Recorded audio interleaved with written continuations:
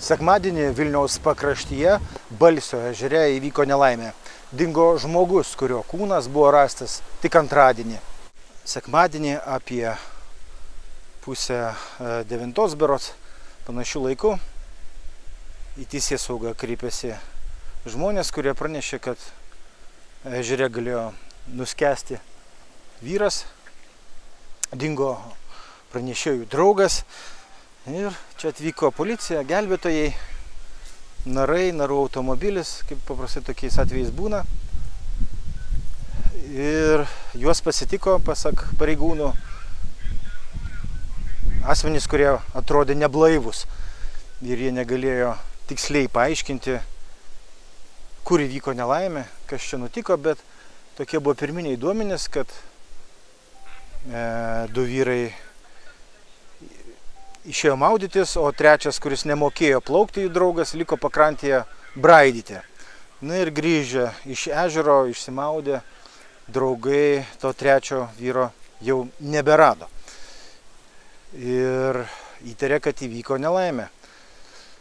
Tuomet policijos pareigūnai nuvažiavo pas tą pražuvėlį namo, patikrino, nieko namie nerado, nieks jų neįleido.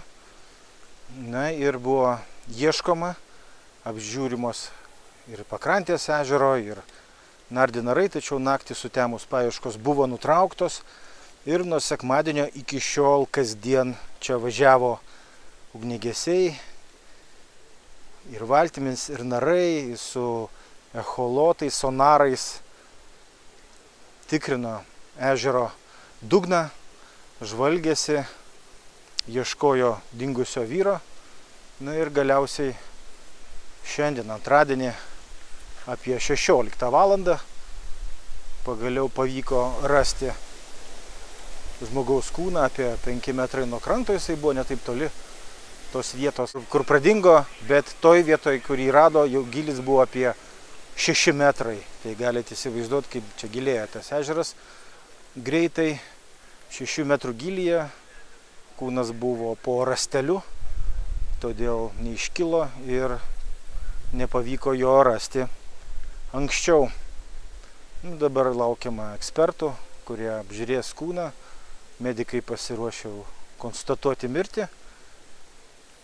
Viskas čia įvyko ne pagrindiniai poilsiavietėje, ne pagrindiniam pliaže paplūdimyje, o kiek toliau pamiškėj. Ten vyrai poilsiavo trijulę.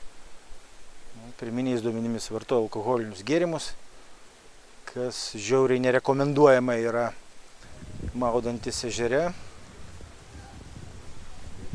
Ir štai viskas baigėsi, štai tokia nelaimė.